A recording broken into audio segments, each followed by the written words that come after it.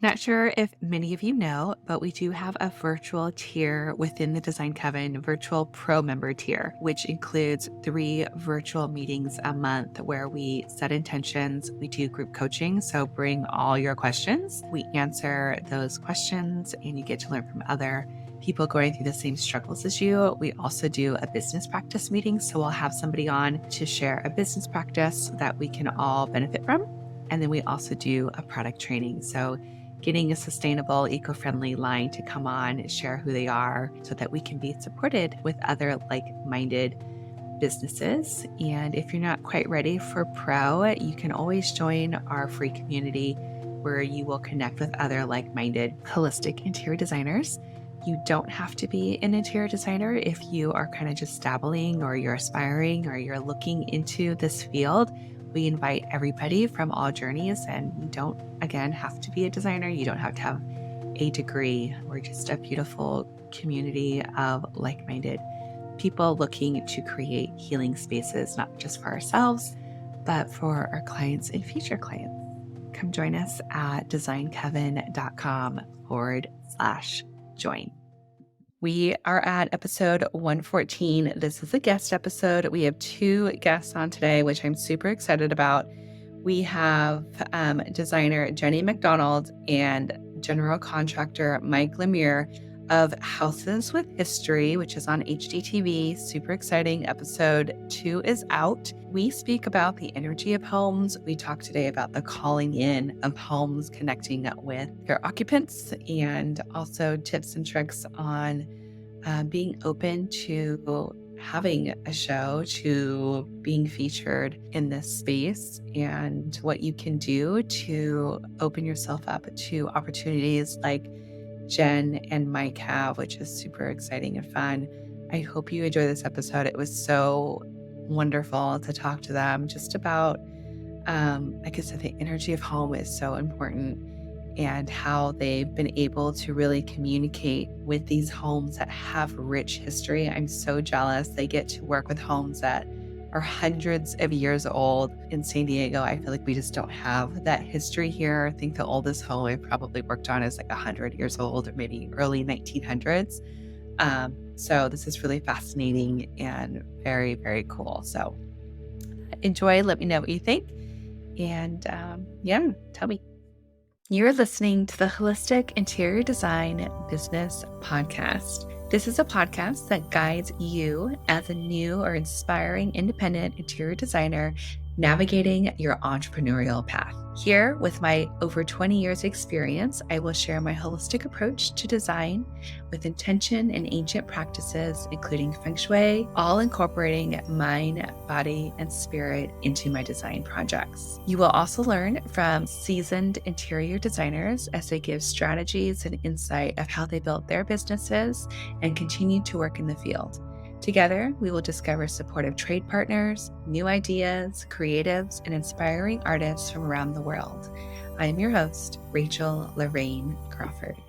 Hello, welcome back to the Holistic Interior Design Business Podcast. And today we have a special guest. We have Jen MacDonald and Mike Lemieux from Houses with History on HGTV, which is so fun. This is our first duo that has a show, and I'm sure that all the designers listening are going to get so much wisdom from both of you. So welcome to the show. Thank you for having us. Yeah, Thank you so much for having us and inviting us. We're excited to be on your podcast. Of course. I am going to start by setting our space. I like to just light a candle, set intention of connection and creativity, communication. Just by being present and lighting a candle just to kind of set our state. I've got that going. And I'm also going to pull us a crystal card. So a friend of mine, Carrie Schnook, is actually a commercial interior designer, and she created this beautiful deck of crystal cards just to kind of connect with intuition and the energy of crystals without actually having to have them here in our space. So I always just like to kind of tune in and see what we've got. So today, damn right, spirituality, channeling, angelic. And this is connected to the divine and filled with light. So it's just a very high, beautiful vibration. It's connected to the crown chakra. I like to use Dambarite as a crystal to kind of just tune in to our frequency and just duck energies anywhere that need to kind of be released or connected with. It's a very beautiful healing stone. Very cool. Yay. Yeah. I love to ask everyone that comes on, what is home? Because home is so different for everybody, and you're in a different space than here in California. So, what's home for you guys? I know you connect with so many, and you have so much history out east, where in California, I feel like our history is like nothing compared to what you guys got. But what's home for you? Yeah. So, do you want to start? You can start. Home for us, is our very quiet town in Plimpton, Massachusetts. We love little old New England towns, and we are proud to be part of this community. Really, home is the entire community. We love this small town and all our local farmers and neighbors, and everyone kind of takes care of each other. It's quite awesome, amazing community. We moved here 8 or 9 years ago now. And Michael used to live in the city, and that has a whole different energy to it, which we also love, just being able to come out of our house and walk through, the city and the energy there. Now we have a little bit more quiet energy here, and we absolutely love it. We love our local artisans and makers, and we just got done doing a vintage and artisan fair with music. So we're just coming down off of that from the weekend. So we're really excited about that and the energy of that too. But we really just love our local community and our home. This home that we have here, we restored a few years ago. It's near and dear to our hearts, and we love all the character of this house and coziness of it, the small rooms and the fireplaces, and being able to look out into one of the oldest cranberry bogs in the country. Okay. So yeah, that's home to me. How about you? Yeah, no, I think Jen said it real well. I mean, it's, when you think about New England, a lot of people say these quaint, historic New England towns. Yeah. Right? And when you think about the history, this property like this house we're sitting in, it is 320 years old. And as far as this parcel and the home goes, and there's so much to that. Wow. And I think to me, and Jen, it has always been finding that place where you feel like you belong. That place where you can kind of let your hair down, take your hat off, kick back, be accepted, feel easy about who you are and what you want to be, and feel like this is the spot that you're supposed to be. We all have this dream, I think, as Americans, of being free, right? And really that kind of comes from within. Mm-hmm. But if you can find a place outside that mimics what you feel inside, then you really feel that connection. And that's kind of what we found here.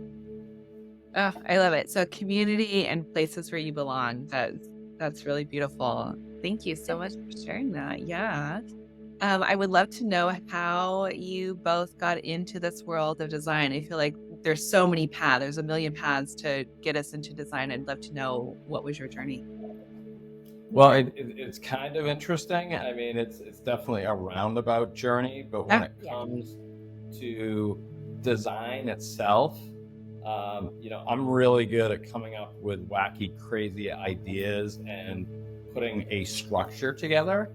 And Jen is the one that's really the most talented at making that structure someplace where you feel livable and comfortable and like you want to be there. I try to define the space, and she makes it pretty. Wow. I've always said she's kind of like a mother hen sometimes. If anybody that's ever had chickens or watched them nest and they kind of go around and they get everything set, that's kind of like her. And by the time she's done with her little whirlwind, you're like, I think for me, it's like because Michael's so inquisitive about everything, it's like he looks at everything in a different way, and she kind of sheds new light on things. And like, I wonder how you could incorporate that into a design. And then we do bounce ideas off of each other for design, but it really, that's how it kind of started. Is we were designing homes for ourselves for rental properties or our own home, or we were reselling. I don't want to call it a flip because it takes so long to restore a house. It's not really a flip, but we resell some of the homes. And so we bounce ideas off of each other right off the bat when we're walking through a house.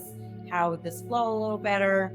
We try to listen to what people ask for, and consider also when we're dealing with very historic houses, the historic nature of the house, and what can we preserve and not destroy and disrupt, but make the house very functional. So we bounce ideas off of each other, and we've learned a ton along the way. And their journey really started when we started investing in properties, over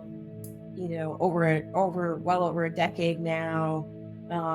It's kind of just as we first started dating, we bought a 2-family and said, hey, let's try this. Let's try our hand at investing in property, and like scrounged up every penny to buy this 2-family, and worked on it ourselves, and trying to figure out, how would we design this for our tenants. And we kept the house for a decade.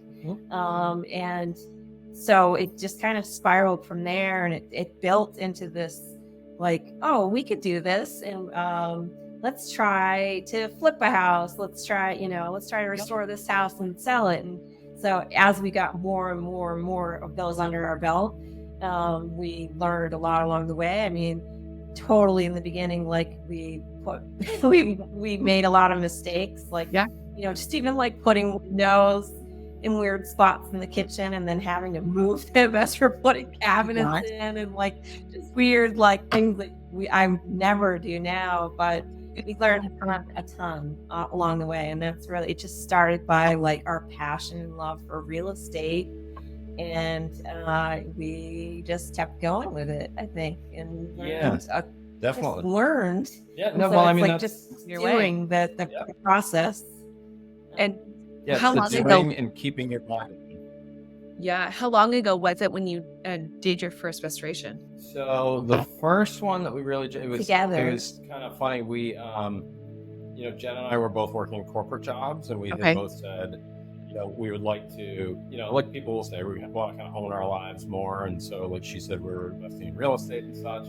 And it was kind of funny because she was working at home, and she had this little screen porch in the back of her house, and she's listening because she said, hey, I think the neighbor just said they're going to put their house on the market, or they're going to sell their house. First house, but yes. No, that was the first one that we actually restored and went down and to sold. Guts and just we sold it and sell it. No, we didn't. Yeah, that's right. And so we were going, okay, let's see if we can work something out. We worked something out. It was funny. The real estate agent at the time didn't even want to go into the house. So then Jen was like, well, forget that. She became a real estate agent, so we can eliminate that thing. But we went into this house and ended up thinking, well, this is going to be probably pretty straightforward. And we actually had to tear the whole thing down to the studs just about and start from square one. Yeah. And it was really kind of this thing where that was really like the first one after the 2-family that we did. Yeah, we did it. And this is the one that we did more creatively and said, let's see the cathedral ceiling. Yeah, let's put some design elements into this. Let's see what we can do. And then we started coming up with our own, aesthetic but system of how to make the spaces more functional, but also make them beautiful, so that the buyer would come in, or the new family would come into these houses and feel like this is exactly the way it's supposed to be. I feel completely comfortable. I'm not questioning your choices. And yes, I want this house. I can't live without it. And that was more so kind of like we were saying in the beginning, us just finding what was in us and putting it out there in the world and seeing who we would connect with in doing that. Yeah, and at the same time, we were also, I mean, we like to do a lot of different things, but we were also buying and selling antiques, and we were Oh, wow, okay. repurposing things and upcycling things. And this is about 12 years ago. And so the two kind of melded together. For sure. I think. So, come 12 years later, we have a mercantile that we sell antiques at, and we incorporate all our antiques into every design. And so it's all like a symbiotic relationship, and we definitely have a certain aesthetic. Yeah. And we do new houses, and we will design spaces for newer builds as well. But we definitely have a more old world kind of feel and look to the aesthetic of most of our designs. I do try to listen to my clients and do whatever they want and give them suggestions, but I always do try to, blend in a few pieces that might have a story to it that makes sense to the house. It's, older world kind of thing. So, and do you feel like these houses and with the vintage pieces that you have, do you feel like they kind of communicate, or they like pull each other in, or you can totally, like when you're working in a house, you're like, oh, I know exactly what needs to come in here, and it's kind of like they are like almost together? Yes. No, that's a great question. Like I think Jen had said earlier, part of it all starts with, what does the house want to be, right? If you listen to the house tells you what to do. And then the pieces kind of come to you, right? Yeah. Maybe the things that we collect over the years, but then... Or it's something that's already in the house. You're defining that space, right? Yeah. And you're saying, oh, this piece was made for that space. Or like Jen said, you're salvaging something or repurposing or maybe moving around or highlighting something that's already in the house. Yeah. Or a theme of the house, like this was the blacksmith's house, right? And then if you think about the textures, the time, everything, the wood, the metals, the stone textures and features, there's so much of that you can put back in, or you can highlight if it still exists in the house. And then you're not creating trash and waste, and you're finding a way to get people excited about something that's always been there. Yeah. Just by kind of clearing away all the clutter and the layers and just really kind of accentuating what it is. Oh, absolutely. Yeah. And sometimes it's even just like I'm looking at the hayfield across the way here, and it's something that's in the area too. Like there was a dairy farm here. Incorporated a lot of farm pieces, the property. So I think that really inspires the design of the house and tells a story. Yeah, I mean, I think that's so cool that you're able to just bring this life back into the space that was already there, and then to collaborate with the house itself, connecting with it and seeing what wants to be seen or what's been forgotten, and being able to bring that story back to life. Super, super rad. I love it.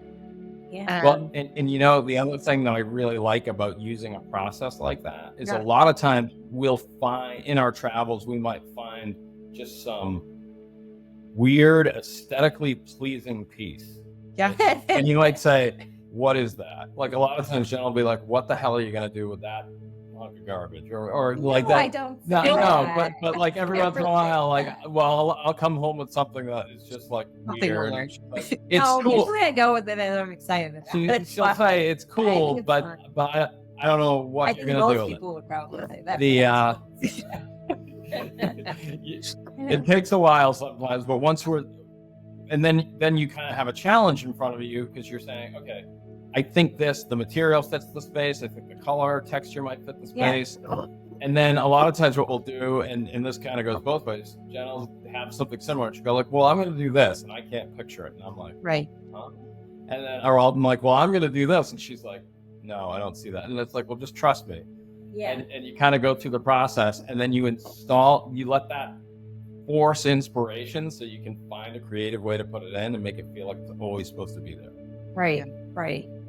But I think that really formulates the design, and then you go from there to do the standard things like drawing it all out, making sure it makes sense, and make sure it's functional, and you have like in the kitchen you have storage and functionality too. But those are the less exciting things. But I do try to really be thoughtful in all of that. So yeah, and I feel like as designers, you guys, I can tell that you're tapped into just following your intuition or following that feeling or knowing that something is going to come to you at the right moment, or that when you come close to something and it's awkward or weird, it's like no, like there's a plan for it, and to be able to trust that is huge. I mean, so many people self-doubt or just like, maybe I'm going crazy, or no one else can visualize this, maybe it's something weird, but being able to tap into that is such a skill and a talent that you both have acquired and have honed in both of your ways, and then to be able to trust each other on top of that as a partner is also very unique and cool, and I think that's something to be celebrated. So yeah, for sure. Yeah, no, it's definitely a fun process. Well, it's interesting. I mean, if you take it right from the beginning on most of these homes, when we get the opportunity to, if it's a home that we purchase, as an example, there's a whole process, and people are always saying, well, how do you approach it? And I always say we approach it very practically, right? You start the whole process by eliminating all emotional connection as much as you can, looking at the numbers, looking at the structure, seeing if you can make this project work. Right. The better you do that practical calculation or approach up front, the more creative and emotional you can get with it, because you say, okay, it's a home, right? A home needs a foundation, it needs walls, it needs a roof, it needs lighting, it needs plumbing, right? It needs all the basics to define that space that people recognize as a home. And if we can make all that make sense, then we can say, all right, now how do we make this thing outstanding? How do we get really creative on the inside? And everything is an additional layer, and you just start adding those layers in. And it's kind of like, it reminds me when Jen stages a house a lot of time. You start off with kind of that blank canvas, and you add all these layers in, and then you slowly peel them away, and then you move them around, and then the flow kind of reveals itself. Yeah. And so you get right to that point where you're like, this is it. Yeah. I love how the practicality comes in first. So you've got a good foundation, right? I know so many, like, we have a lot of new and younger designers that are part of the membership and the group. And, I think the initial thing is they just want to make things pretty, or that's the first thing, but it's like, break this down. Let's make sure it works. And then yeah. Well, especially when you're dealing with clients too, then that's a whole nother thing. Look, we design for ourselves and we design for clients, and then they don't even know what they want, or they're very specific and exactly what they want, and they are not sure about anything, any new ideas that might come in. Absolutely. So it's you have to be a little practical about it and give them like the big picture. Okay, this is what we're gonna do. What do you think? So it's definitely a process. And for you, like, what is your ideal client? Are you just like restoring these homes based on like what you're feeling and your aesthetic, or are you also working with clients that have their own sort of thing going on? Oh yeah, no, we're dealing with clients that have their own thing going on along with the house. And in some cases, it's so funny. Yeah, it's so funny. They pick the house and it totally matches them. Yes. And they know they have all these cool ideas, and I really enjoy working with those clients that are, they just flow with the house, and it's so much fun. They're open to new creative things, and they'll go, like we had one client that came to us to Brimfield, and she loved all these different antiques, and she was open to just about anything. It was really fun to design for her. And then we have other clients actually love a challenge. Yeah. So there's other clients where they're not sure what they want, or they just bought something because of the location. And, it's fun to bring them to different houses and show them different aesthetics. And they might not even know you typically don't know what they want at all And so most people are very visual. It's fun to show them different places and go, what do you think about that? Like, do you like, wood countertops? Would you be open to something like this with a live edge to it? Or do you want, different materials, and have them be really hands-on? And it's fun to get them thinking about, oh yeah, I like that. I didn't think I liked that, but I do. So it's like fun to have that challenge too. But and then there's others that are, extremely like, this is exactly what I want. And they know exactly what they want. And those are fun too. But when they know exactly what they want, sometimes there's like no creativity there. Right. So again, another challenge, like, okay, what if we try this for this? Well, you're basically playing, psychologists and psychiatrists a lot of times, and you're trying to crack the code of what people are saying. Yeah. It's very much like the house. Even though a house is an inanimate object, it does talk to you, right? And it tells you kind of what you can and can't do to it, or what's happened to it over the years.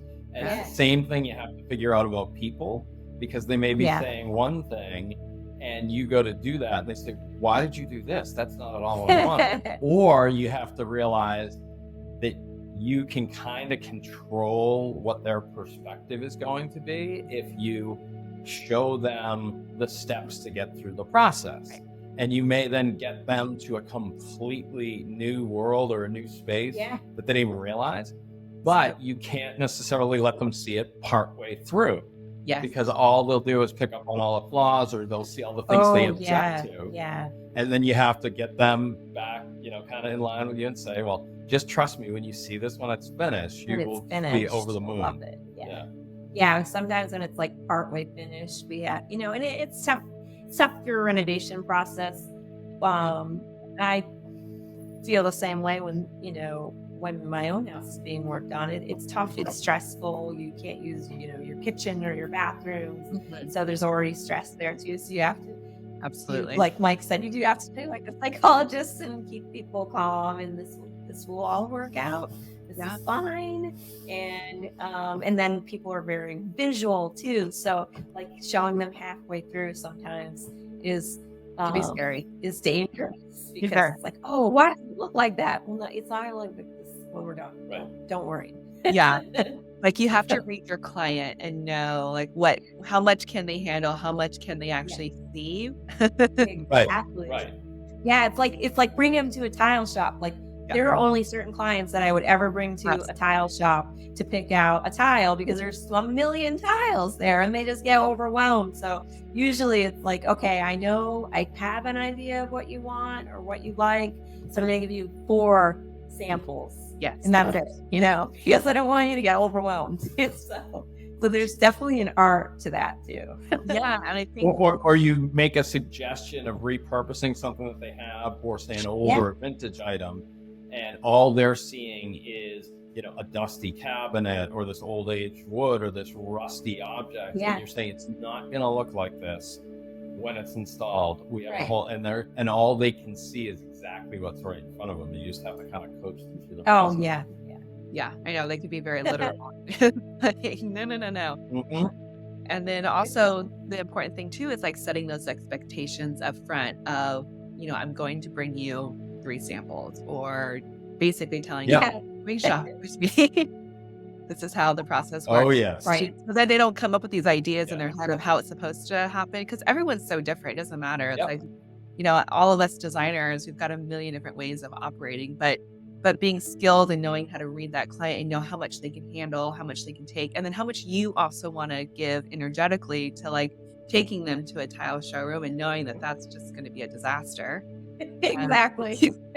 Well, and that's even a process that we've evolved and kind of taken more and more control of over the years. I mean, we are the general contractor as well. We do design and drawings all in-house, and this is something that Jen and the team have been great with doing, because not only now is the client looking at a scaled architectural drawing, but they're also looking at mood boards and samples and 3D renderings. So it's very visual. Should be a pretty clear expectation, and we really work hard to define that. Again, that's going back to the practical side, right?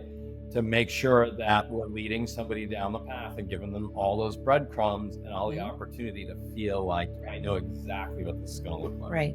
Yeah. And it's hard too, because sometimes there are clients that even if you show them in 3D rendering, they still don't get it. Until you're like in the space, you're like, oh, I didn't know there was a wall here. And it's like, oh my gosh, like how long have we been doing this? But it's okay. It was on the drawing. You signed off on it. It's always funny to see like what they pick up on or what kind of just goes past. I know. I agree completely. I love how you guys have really honed in your skill set, your aesthetic, what you're doing. How did the whole HGTV show, like how did that process happen? Like did somebody just come across you? Like what was the process in that? Yeah. I mean, Jen and I were started doing this just as part of our business, and we both had the skill set but more or less the passion for the old homes. Yeah. And as we continue to develop our style and our technique, Jen's much better at posting on social media than I am. And some producers had started to reach out, and we both said it was kind of like this, energy where it feels like everybody simultaneously finally started looking at old homes again. Wow. It's similar to back in kind of the 40s, 50s, and 60s when somebody like Royal Berry Wills was coming out and doing all of these almost design on a dime, homes, but through repurposing and stuff. It's like another wave of it coming around. And in the context of those people starting to reach out to us, Jonathan Knight from Farmhouse Fixer and New Kids on the Block was casting for his own show. And he came down here and walked through a couple of our houses. Right. And none of us even knew who he was at first. So funny. And then he was like, well, I'm not really supposed to tell you. And he's like, well, I used to be in this band. And I'm like, we had no idea. I'm we were like, wait a minute, John, you died. I don't know. Nice to be a general contractor. Like we just really dressed nicely. He has perfect hair. Perfect hair. Oh, perfect. But and then he said he's like, geez, you guys should have your own show, and he kind of helped make an introduction. Oh, cool. To the production company he was working with. Yeah. And then we kind of kept talking with some of the other ones, and we decided to go with High Noon, who John works with, and came up with a concept, hit the ground running, and we're 2 seasons in. Yeah, we had no idea how it was going to turn out. We didn't know that, we love the history of every house and researching it. We had no idea that, how they were going to edit it and really incorporate the history piece to it. So we really loved that aspect of it. And so, but I really think that it started with one of the houses that we were working on that we really went all out on. We did do some amazing, if I do say so myself, some amazing pieces in the house, like the black walnut countertops in this house. Mike found in the woods that were, 200-year-old trees that were felled by a neighbor, and we incorporated them into the house, and we made this incredible dining room table and all the cabinetry, and it was featured in a magazine, and that really spiraled things for us. We just went all out on this house, and just, we were going to do it in phases. It's a house that we still own, and we didn't. We just kept going with it and just put our hearts and souls into the house. So I think owe a lot to the house. Yeah. I'm giving credit to the house. The house sparked everything, because that spiraled into, the Globe reaching out to us and our South Shore Living magazine. And then we had actually an anchor come by for a news article, and the house is just so different and not the norm that we just kept getting that. And we were posting and putting it out there. And so I think we were just putting it out there into the universe or whatever. And we were really, we wanted this. We wanted to highlight antique houses. We wanted to show people, what you could do with a space. I mean, the space was sat empty for a long time. We tried to buy it once before, and then it went to auction, and it was going to be demolished. And, you know, we did say we were going to like just do this in phases on our own. And we did it on our own. And we started to build up our own staff at that point with that house. And I really think it was the house. So, Wow. and we call it the Black Walnut House. It has black walnut inside, and it has the oldest black walnut tree in the front yard. Wow. So it was very appropriate to put that inside the house. And so I think the house is cool. The house is amazing, and it's got even a closer tie for Jen because we found out several years afterwards. So what we did was we said we'd rent it because we had to pay the mortgage somehow. Yeah. We'd rent it. We'd start doing events. We did house concerts. We hosted an event for the local historic society, and anyway, it got revealed that this was the carriage house for the Captain Hayward estate. And he and his family came from Bridgewater. And Jen said, well, my family came from Bridgewater. I mean, maybe they would have known each other. And then we do some digging, and she's like, wait a minute. That's my uncle or whatever, like 10 generations. Yeah, it was like my great-grandmother's brother or whatever from 10 generations ago. So it's a very strange and surreal connection. But I think there always is something to that I don't know if you've ever felt that, like when you walk into a house, it just feels like home, or it feels very warm and inviting. I see clients do that as a real estate agent too. Like they pick a house because it feels like it's their house. Yeah, there's definitely a connection there and a calling of both the house and the homeowner. And I think it goes back to what you were saying, Mike, when home feels like you belong there. So it's like you come in and you just feel like, this is me. This is it. 100%. Yeah. So amazing. I absolutely love it. And do you feel like you put out into the world like that this show was something that you were wanting, maybe even before, all of this started happening, that was an intention that you put out there, that you were open to receiving something to this caliber coming into your world? Absolutely. Well, it was kind of funny. I always say, jokingly but completely serious, right? When we first started doing this, I remember, Jen had said to me one night, she was kind of upset one night. She's like, well, I started a family when I was a lot younger, and I always just wanted to have a little horse farm and some land, and that's really just my dream. Right? Yeah. And I looked at her and I was like, well, hell, like I always wanted to be an A-list actor. Like, your dream's easy. Let's go do that. And but then there's always been kind of that acting and performance bug from my perspective. Yeah. So we tried to say, and we've both always been super entrepreneurial. So it's like, how can we combine everything? And it was really that question of, we got the horse farm first, and then, we're both passionate about the environment and about saving old structures and such. So we were, trying to preserve the land the best we could. And then we found another old house next to us almost before we had finished moving in. Yeah. And we managed to figure that out. And so that, and then there was another one. And like the opportunities, just like you just said, started presenting themselves. Yeah.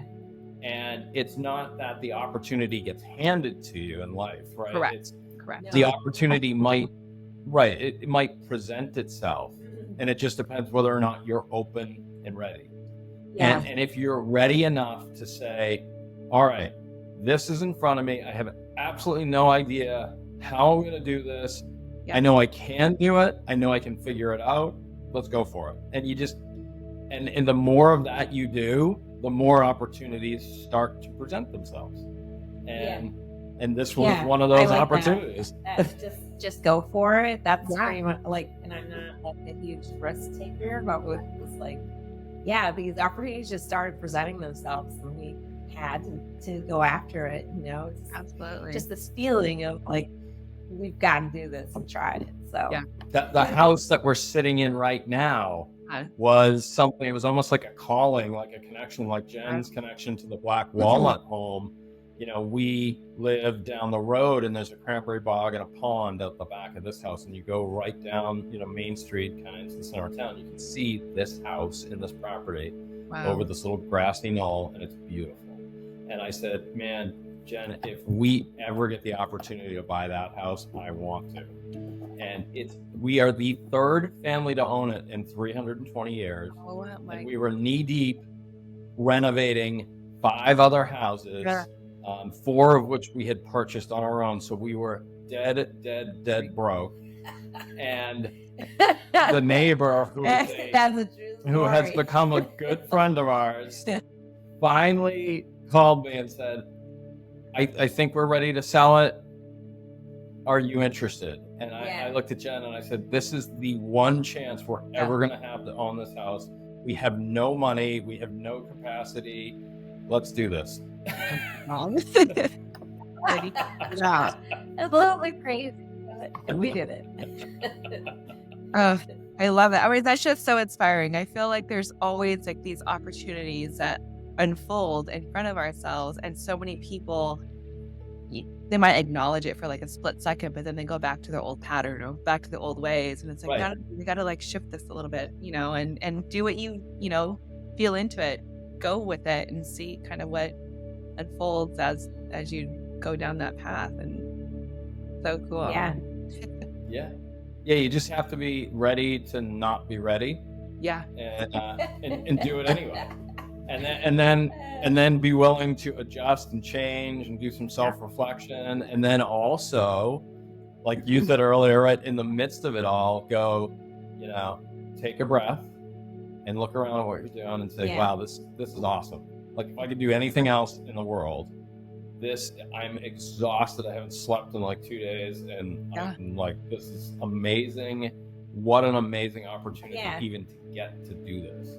I do have to say that, like, as far as we are very, very hard workers, and we do work long days and long hours, but at the end of the day, we do try to schedule ourselves into, a time slot on a weekend or whatever that we can reflect and take the time to realize what we're doing and what we can do, and where we were before, because we both were in corporate jobs, and I don't want to say that we were unhappy. I think that Michael was somewhat happy with doing what he was doing because he's so inquisitive and loves that. I was not happy. I was in a cubicle staring at my computer all day, and so to be this busy and working so hard sometimes it's very tiring, but at the end of the day it's like, I love what I'm doing.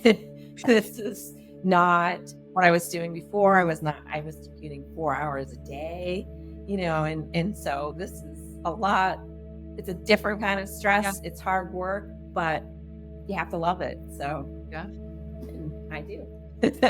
Absolutely. I can totally see and just feel the passion. And it's like when you love something so much, you don't mind like grinding until you're exhausted versus, being in that cubicle and coming home and like just not being inspired or have a zest for anything. And it's just like, Well, I think people, there's the old saying, right? If somebody gave you all the money in the world, what would you be doing? Yeah. And if your answer is, well, this, you're doing the right thing. Right? Yeah, absolutely. I mean, I think about that all the time. I think about that, and I think about like when people say retire, and I'm like, I don't see retirement. Like it's like this is fun. So like I don't see ever retiring. Like I'm always going to be designing. I'm always going to be creating. I'm always going to be holding space. Or, in this zone of creativity. So it's I think it's right in that same alignment of like doing what you're loving and just what you're for sure.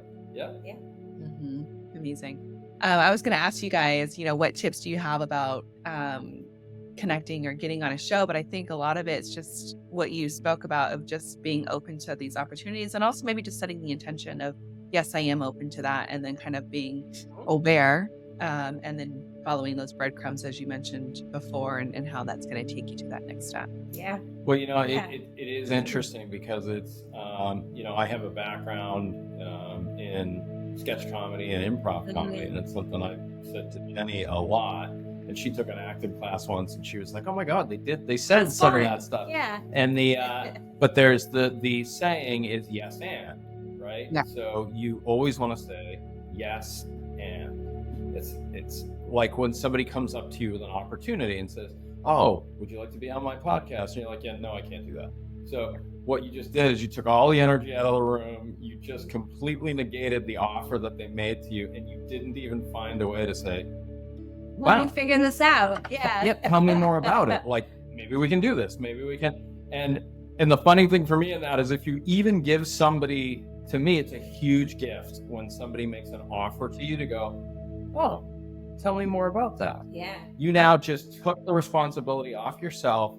You gave them a willing audience, and they are just going to be like, wait, you actually want to listen to what we're going to say? Like, throw it up. And you're like, feed me. Yeah. Right? And it becomes this like symbiosis. And in doing that with people, a lot of times, sometimes people go, oh, hey, I know about this other thing. Are you interested? Right. And then you go, I don't know, maybe. And that's where, whether it's buying houses, I mean, we have gotten more and more calls of people that know what we do and say, hey, I know about 3 or 4 houses here. This person, I know the house there, or this person, and I'm like, yep, keep coming. Yeah. And then you can't do it all, but you can at least listen, and you can at least try to decide what fits. And the more of that you do, then you even a lot of times make connections for them with other people, and it just keeps building this spider. That opportunity. Yeah. And I always say, kind of as a metaphor, I'm like, the only thing I really care about, and we've done a lot of, is, I want to get a bigger bus and buy more fuel so I can put more people in with us. And so, you're taking everybody like on a road trip, right? And just having fun. Yeah. No, we love our team too, by the way. We have a staff of 12 people. Yeah, we couldn't do any of this without them. And we have some amazing people. Yeah. Absolutely. Yeah, it's a good cool community of creative people. Yeah, it's building that community, building that group of your web, your community, and bringing in artists and craftsmen and all the people, and uplifting everybody, right? When we lift all tides. Right. Absolutely. That's huge. I love it. And I also love that you mentioned the improv and the yes and. When I was in high school, that's how I kind of got into design, as I put myself in drama to get out of my shyness. And I fell in love with set design, costume. So that was where I started in this. Like, theater to me is like the most magical, like just formative thing. And I was like, how can we bring that into people's lives every day? Oh man, so nursery school dropout. I hid behind my mother's leg. I was the shyest person you have ever met in your life. And now this weekend, I'm singing Shania Twain karaoke in front of everybody, having no idea what I'm doing. I mean, he played like the King and I, and he's been in so many different Broadway, or not Broadway, off Broadway, but theater plays. Yeah. Everyone should take like an improv class, a theater class. I mean, it just puts you on this. It helps you like kind of transform or shift. And it's almost like when you're up there acting, it's not even you. So then you feel like you can almost like be even more out there. Yeah.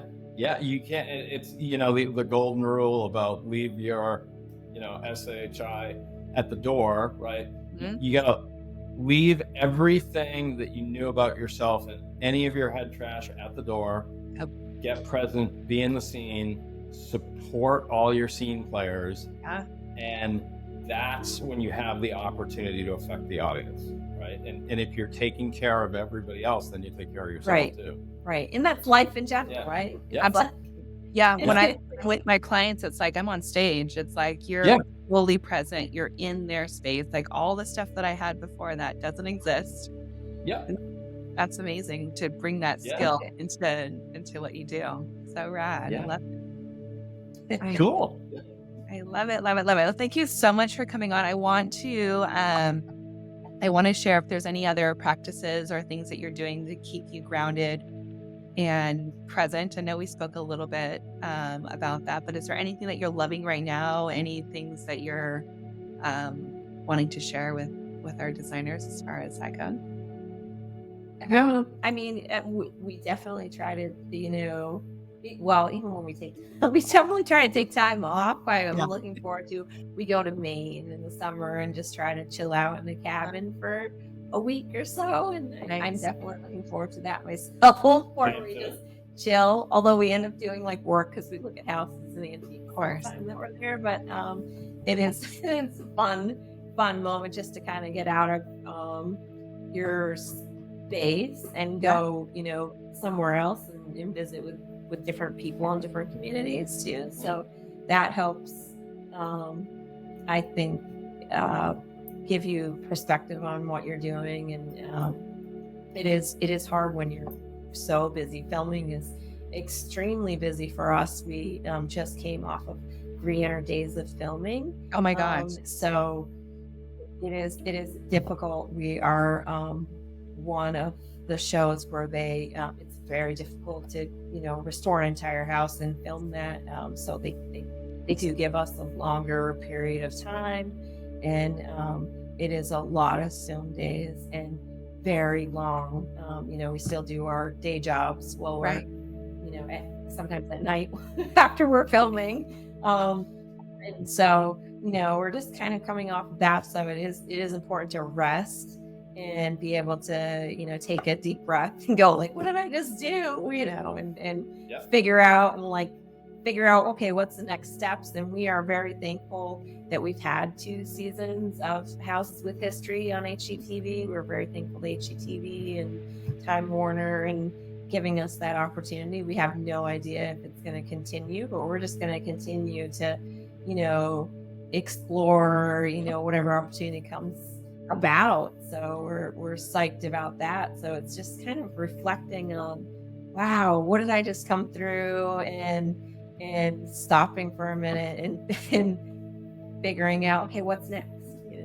Yeah, and I think, one thing that I always try to remember is, and Jenny laughs a lot too, is just to keep laughing, right? To keep laughing and keep trying to find the light. And I do that a lot personally by just trying to look up whenever I can. The more I get away from looking at what's right in front of my toes, the better I always feel. And I can then remember, that this is amazing. And that for me creates a sense of faith. Neither one of us are real religious people, but we're kind of, spiritual people. And I always have faith that even when you're burnt out, the house will talk to you. Talk to the house, talk to the objects, talk to the paint colors, look around, ask your friends, ask people, talk to artisans, collaborate. Don't feel like you have to do it all by yourself. Right. And I look at the times of struggle and stress as actually a huge gift, because that's telling you need to ask somebody for help, and you need to do it openly. And if you do it, a lot of times that person appears right in front of you. Absolutely. And you're going, and they're been there all along going, yeah, just give me your hand. And you're like, oh, yes. and it's, and I always say, there's a gentleman I listen to a lot, this guy, Alex Ramosi, and he says, it's like, if I do not stop, I cannot, or if I do not quit, I cannot lose, right? Mm-hmm. So it's always just this question of, you keep going, or what's the fish's name in Finding Dory. Oh yeah. Just keep Finding going. Nemo. Yeah, Finding Nemo. And we were doing the vintage fair this weekend, and it was sunny forecast, everything was great, and then it changed to rain, and then it poured. Yeah. And the parking lot is a hay field, an agricultural field turned to complete mud. Wow. And I'm up here at 5:30 in the morning and going, what am I going to do? And we've got hundreds of people coming. There's going to be cars all over the place, food trucks, everything. And I'm like, I'm going to get on my tractor. I'm going to get a load of wood chips, and just start spreading them. And I'm like, and the hours are ticking away. We're getting closer to opening the gates. And I'm like, one more load. And I'm like on my tractor with a Taylor Swift song playing in my ear, just like bopping around, like, this is insane. Like, I can't do this. I'm not going to make it, but I got to keep going. Yeah. And we did it. Yeah, there was a lot of people. I found, and there was mud. It was fun. Tons of mud. Way more than I wanted. Oh my God, that's amazing. I do want to go back to you talking about like asking for help and feeling that stress, because I find myself too, I'm just like in my head, like going in circles, like trying to figure out the right solution. And then it's like the GC is right there and like I can share with him. He's like, oh, do this. And it's like, oh my God. Like, and I was like stressing over this for like hours when I could have just reached out and said, like, this is Right. what I'm freaking out on. And it's like an Right. easy solution for somebody else. Yeah. Yeah. Yeah. Yeah. And then I feel like, Yeah, you you're feel like, just putting it out there. And Yeah. everyone has a different viewpoint. And it's like, especially designing, it's always good to like get everyone's input and see like, well, how would you solve that problem? Like, Yeah. in somebody, And- definitely comes yeah, up and with then an they're idea and so- spiral. Yeah, and then they're so open. They're like bullying someone else that's just hanging out, like doing something with the wall over there. And they're like, oh, hey, come on over here. And then it's like, this beautiful collaboration and problem solving that like accentuates the, the opportunities to even morph into something way better than you initially thought. So, Right? yeah. Very Sweet. cool. I love it. Yeah. I love it so much. How can people find the show? When does it air? Can we also watch season 1? Is it available? And like, how do we find you and follow you and all those things? Yeah. So the Houses with History season 1 and 2 are out on Discovery Plus and HBO Max. Okay. Stream on Max. And you can, I believe, purchase entire season on Amazon Prime and other places now as well. But both seasons are out there on. They have free trials, so you can binge watch a whole season. I'm a binge. Discovery Plus or HBO Max. We've been getting that a lot lately. Like people just sit down and watch both seasons. They didn't know we existed. So there are 14 episodes out there. Okay. So there's 6 in the first season and 8 in the second season. Wow. But we are on HGTV cable this Saturday, The the 24th. 24th, Okay. from 11 to 2 Eastern time. So set your DVRs and you can watch it that way as well if you already have HGTV on your cable. And those are the last 3 episodes of season 2. And then all 8 episodes of season 2 and also the 6 of season 1 are on HGTV cable on demand. Okay. At that point. So Perfect. and they're free to watch on there as well. And then for social media, we're on Facebook. We're on Full Circle Homes is the name of our business. We do design to construction. And our Instagram pages, which we are more active on, on mine is Jenny at Full Circle Homes. Okay. And then Mike, yours is I'm Iron and Oil Mike in Instagram, and I love ironwood. I'm a big old car guy, so hence the name. And but Jenny and I are always connected with everything we're doing. we try to collaborate on there, and then we do have a Houses with History HGTV on Instagram as well, where we just post just the show stuff on there. Yeah.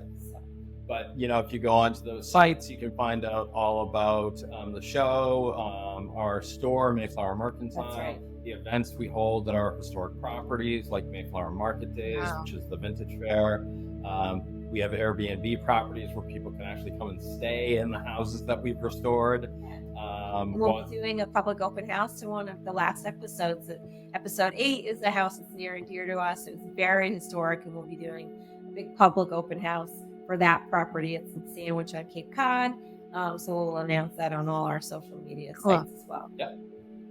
So rad. And we'll have all these links in the show notes. So anyone that's listening can just go straight there, pull them all up and follow you on all those platforms. Amazing. Great. Yeah, that's awesome. We appreciate that. We appreciate the support and people watching. We are so excited about that. Just hearing people get excited about the show. So yeah, well, I mean, you're both an inspiration and super cool. I love everything that you're doing, and I think the designers and all those that are listening are really gonna feel motivated to keep following that passion and then to be open to opportunities that arise and see where it takes them. Yeah, no, it's great. We encourage anybody to send questions and such. Okay. I mean, Jen gets so far into the weeds on the designs that Yeah. there's almost nothing that you could ask her that we could answer. Absolutely. And it's a lot of fun. It just makes, when somebody gives us something that we don't know how to answer, then we're like, Yeah. great, let's see if we can find a new person. Oh, yeah. Super cool. Thank you so much. You've been listening to the Holistic Interior Design Business podcast. If it's one that you have been enjoying, please share with anyone else that you think can benefit from this knowledge, and leave us a 5-star review that helps us get seen and found by other new and aspiring interior designers. And if you're looking for mentorship, I invite you to join our club here at the Design Coven. It's a bridge between school and real life interior design. We get in much deeper there. We have virtual and in-person events, so everyone is welcome. You don't need to have a design degree to be part of it, just an interest in holistic interior design. I also want to thank our editor, Marcy Ferry, and Kinseth Thibodeau, who is our music composer. Until next time, be well, and we will see each other soon.